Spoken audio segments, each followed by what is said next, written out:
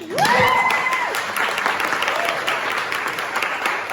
is wonderful to see all of you here this morning. Here in our faith community, we provide the entry point or the moment for you to discover, the opportunity to discover what it is that you believe. We gather live here, every 2 weeks, and on the off weeks we have a virtual service. If you are not receiving your email about that, please let me know. And if you have not filled out an email card, that is the blue card that's in the blue baskets, which is also where you can place your financial contribution to our faith community. You got a program today. We've gone back to that first program we've had in hand since March 8th, 2020, which is also the last time we were inside together. So this is kind of a banner day. This is kind of the pilot of the new Entry Point series. So this is a pilot program. We're just trying to figure out where the bathrooms are and how things are. So the bathrooms are back there if you haven't figured that out. We do have a kitchen, but we aren't going to offer coffee or donuts or anything just yet. We've got to figure things out, and then we'll let you know as we move through that. So pretty cool digs. Great day to move in on 52 degrees. And I have to give credit to Craig Trimble, our treasurer. When we were having our executive team meeting, I said, so should we move in November? And he goes, I think we probably ought to go ahead and move at the end of October. Smart man he is. You can give me your $50 at the end of the service for saying that. But yeah, this is just perfect. And as far as I'm concerned, as long as this works well, we'll stay here for a while until the summertime again. So since we moved, of course, I've got a few stories to tell you. So a man is walking in the woods when he finds a suitcase. And he opens up the suitcase, and inside are 3 foxes. So he calls the emergency services, and he says, I just found 3 foxes in a suitcase. What should I do? Well, the operator says, are they moving? Well, I don't know. I mean, I guess that would explain the suitcase.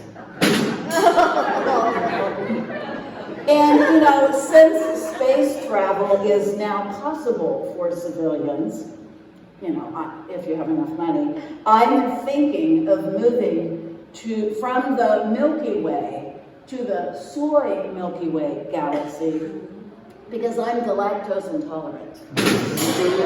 What? That was brilliant. Soy milk. Oh, lactose. Okay, I got it. And finally, a guy is moving out of New York City after 30 years, and so he's cleaning out his home desk, and he's got a bunch of papers he's going through, and he's a bit of a pack rat, so it's taken a while, and he comes across a yellowed receipt, an old yellowed receipt from Leskovitz Shoe Repair. And he looks at the receipt and he goes, I remember this store. It's just a few blocks away. And he looks closely at the receipt and he remembers it's for a pair of shoes that he dropped off 25 years ago, and he forgot to pick them up. Wondering if they could possibly still be in business, he calls the number on the receipt, and amazingly, a woman answers. Leskovitz Shoe Repair. You can't believe it. Oh my goodness. I'm calling you about a very old shoe repair receipt. I can't imagine you still have my shoes, but could you look this up for me? The receipt number is 4632. She says she'll go look, and after a long pause, she comes back and she says, Painter? He goes, yes. Harold Painter? Yes, I'm Harold Painter. A pair of black size 10.5 dress shoes? She asks, yes. I can't believe it. Can I come over right now and pick them up? Well, they'll be ready 2 weeks from Thursday. So today, we're not really talking about movies. We're actually talking about friendship. God of all gifts, giver of grace, higher power of the universe, thank you for the friendships we share with many different circles of people in our lives. It is sometimes hard to know who we can trust and really who our true friends are. Surrounding ourselves with people we respect can lift our standards and quality of life. We are connected. We begin to see through your eyes, God, supporting each other and being the friend that we want to have. We are accepted. When we keep our promises and give full attention to others. We are inspired. We want to be available to help others in need. We are generous. Thank you, God, for continuing to give us growth opportunities for improving relationships. Guide us, show us, use us. We are trustworthy friends. Amen. It's our first day in the new place, so we're gonna get a picture. It's gonna be a selfie. So get in as much as you feel comfortable, given the last year and a half. Come on, man, you're in here too. 1, 2, 3. All right. Excellent. Now give me a second, because I am gonna post that on Facebook. Go, create a post. I hope we get a ton of likes. All right, so first of all, I want to ensure inclusivity in the title of this message. This could easily be titled 2 glasses of wine and a kitty. Or, to be respectful of those who are in recovery, 2 cups of tea and a tarantula. If you have a minute, ask Dave about our pet tarantula. No. His name was Ted. Or it could be 2 Diet Cokes and a potbelly pig, or 2 orders of wings and a potted plant. But for our purposes today, it is 2 beers and a puppy. Now, before I explain that, let me back up. Kind of way back to Northrop High School, Fort Wayne, Indiana, class of 1980.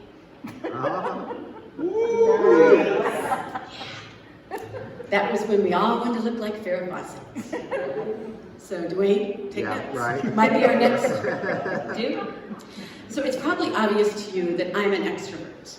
My very favorite explanation of being an extrovert is that I get my energy from people. Now, this does not mean I can't be alone or don't want to be alone. Just like it doesn't mean that an introvert doesn't like people. Introverts can be very social. They can be great with people. It just kind of zaps their energy a little bit. So extroverts like me get their energy from people. So as an extrovert in high school, I like to fill my time with the social stuff. Dances, football games, hanging out with friends, and a lot of after-school activities. Give me a full calendar and I will show you a happy girl. I used to totally stress out if I didn't have plans on a weekend, even if the parties didn't even involve my group of friends. Honestly, I actually really understand what young people are going through these days. Social media makes it obvious that you weren't invited to events, to parties, to hangouts with friends. Some young people feel that their worth as an individual is measured by how many likes that their posts get, or how many pictures that they're tagged in. So I'm gonna check and see how many likes. Let's see. We have none. All right, let's work on that. Okay, hope it's better.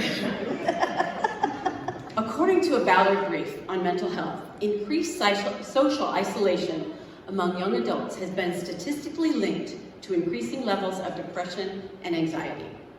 As young adults connect more on social media, many feel even more socially isolated because of constant exposure to what they describe as highly edited, filtered, and unrealistic portrayals in the lives of others. This is that feeling that everyone else's lives are perfect based on pictures and posts. According to an observational study done in 2016, young adults in the higher quartiles of time spent on social media had at least 15 to 20% higher chance of having depression compared to those in the lower quartiles. Individuals may be up to 46% more likely to have depression if they are using social media more than 60 minutes a day. Now, most of us in this room realize that it's not the number of likes or the number of friends that fulfill us. It's the quality of those relationships. The concept of 2 beers and a puppy was developed by writer Ross McCammon for an article in Esquire magazine. It is referred to as a test for determining how you feel about someone. Obviously, this is not empirical research. However, when I initially read it, it made me start to think about and explore why the friendships I have are valuable to me. This is an explanation of McCammon's concept. He says, sometimes we ask ourselves, why do I keep them around? Referring to the people in our lives. If you're looking to thin the herd, here's a way to determine who to keep around. Look at that person and ask yourself, would I have 2 beers with them? And would I let them watch my new puppy for the weekend? If you say yes to both, those are the ones you want to keep in your life. If you would sit down and have 2 beers with someone, but wouldn't necessarily let them watch your puppy, you generally like them. But you should approach that friendship with caution because the trust isn't there. No beers, but dog sitting means that you trust them, but you don't really like them. If you don't want to have the beers or let them watch your dog, those are the people you don't need in your life. Now, I can't say that I sat down one day and decided to cull my list of friends. Someone who collects friends like I do, it's just like someone who collects stamps or coins, just throwing them out. I wouldn't do that. But I appreciated the thinking about the depth of love that really exists in some of my relationships. Proverbs 18, verse 24, uses these words to describe seeking to become a true friend. There are companions who bring one to ruin, and there are friends who are closer than family. Initially, reading McCammon's words and the metaphor it represented made me think about who I would have 2 beers with, even though I don't drink beer, and who I would trust to take care of my puppies, who aren't really puppies. Now, this doesn't necessarily take into account who would actually be willing to take care of my 3 puppies, who altogether add up to 145 pounds of slobbery, friendly, rambunctious pit bulls. Now, I'll be honest with you, I have been trying for months to find a way to show you my dogs. So I got a chance to slip it into the message today. This is Meaty Bon Meaty. And this is Fiona Grace. And this is Tootie May. Yes. Now, as I thought about it longer, I started to think about it differently. Would I ace the 2 beers in a puppy test with the people I care about? I found an article by Vishal Kataria, who describes himself as a writer, podcaster, editor, and lifelong learner. It was actually titled, How to Ace the 2 Beers in a Puppy Test. In the article, he explores likability, and more importantly, he explores trust. Kataria shares that you can't make everyone like you. He shares that it is better to set a goal of surrounding yourself with people you respect. The company of such people lifts your standards and your quality of life. Ensure you're the kind of person they want to have 2 beers and trust their puppy with. Here are a few suggestions that Kataria shares. Keep your promises. Nothing builds your credibility in others' eyes more than the ability to follow through on the promises that you made. I remember one time when my youngest son was little. I opened my computer after dinner and said that I just wanted to work on my work for a little while and that we would play later. It broke my heart when he said, that means it'll be a long time. I realized that I had said that before and broken my promise. I definitely paid more attention to him and the promises I made after that. Number 2, give people the gift of your attention. Ask them questions. Listen to their answers with genuine interest. This won't just make you likable, it will also open your own mind to new and amazing insights. I recently had dinner with a friend. She lives in Florida half the year, so we try to get together at least once while she is in Indiana. We saw each other at the restaurant, and after making sure we were both okay with hugging, this is kind of our new reality, right, with friends, you kind of go, you good with hugs? Yeah, I'm good, okay, let's do it. Anyway, we gave each other a big hug, and then she started with the questions. How's my family, my post-retirement jobs? We are always really quick to get to the important stuff, which is the how are you really conversations. About halfway into a bottle of wine, I realized it was my turn to focus on her, eventually getting to those how are you really questions. It was a great dinner with a great friend. I encourage you to try it sometime. Try to be focused on the other person. Not your response to what they say, but show interest in who they are and what they have to share with you. Number 3, invest credit. Give credit to others. Like money, credit loses its long-term value when it's hogged, but it compounds when invested in the right places. I work at Indy Humane. Obviously, I'm collecting dogs. And until recently, we had a volunteer named Mark. He was at our downtown clinic, which is located in an economically depressed part of Indianapolis, since that's where the need is the greatest. He was a disabled veteran. Who volunteered our pet pantry at least 20 hours a week. He volunteered for several years. He was a really humble guy. It was only after he died of COVID last month that we realized he would often take some of our extra pet food, take it down to the homeless camps to help them feed their pets. I didn't know Mark personally, but the stories of his kindness and humility continue to be shared throughout our organization.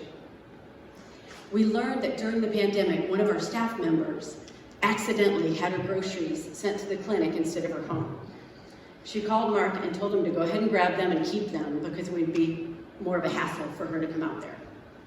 Mark passed out every bit of food to the people in the neighborhood, except Wahlburgers, because he had always wanted to try them, so he kept those for himself. Mark never did his good deeds for attention. He gave that attention to others, and he's very missed by all of us. My prayer is that we all strive to recognize and develop our skills of keeping our promises, giving others our attention, and giving credit to others. If it is not obvious by now, the puppy in our title is trust. Stephen Covey once said, "Trust is the glue of life. It is the most essential ingredient in effective communication. It's the foundational principle that holds all relationships." The 2 B's in our title is likability. Likability is about being a genuine human being, and everyone should try to be one. I'm gonna check our likes one more time. Oh, we got 4.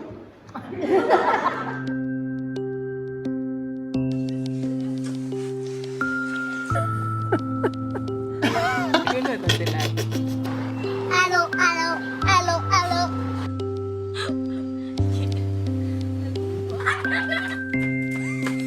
A true friend is someone who you know you can trust and you know they have your back. Friendship is not like a language to learn, but it's like a reaction between 2 hearts. 그냥 되게 자연스럽게 뭔가가 잘 맞기 때문에 이게 친해지는 거지. É quando você sabe, você consegue fazer tudo com essa pessoa. Tanto confiar, quanto se divertir, quanto, sei lá, de tudo. Having someone to talk to and like that would actually like listen. Yo a veces me iba al cine solo porque no tenía con quién compartirlo. Ya me tienes a mí. Tú compras las palomitas. He definitely encourages me to do many things that I wouldn't have done myself. She kind of grew on me. I like when he laughs. I like when he laughs. And when it comes to friendship, like you love each other, and that's why you're able to, you know, trust that person and rely on that person. አንዳንዴ አቤል ከእኔ ጋር ሲጮት ሲዘፍን ደስ ይለኛል እና ሲጣራም ደስ ይለኛል። ያው ክፉ ጊዜያቶችንም አንድ ላይ ሁላችንም ለማሳለፍ ዝግጁ ነን። She's always like there for me, and I know that she loves me. Moi j'aime Zoé jusqu'à la lune, aller-retour 2 fois peut-être. Non. 4 fois. So I would consider you a true friend. Yes. Our friendship is like a puzzle. If you lose one, it never be completed.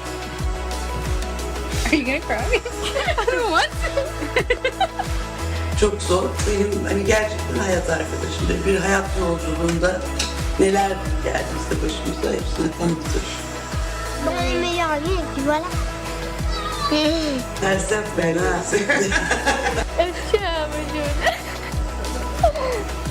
Yeah, we stay friends forever.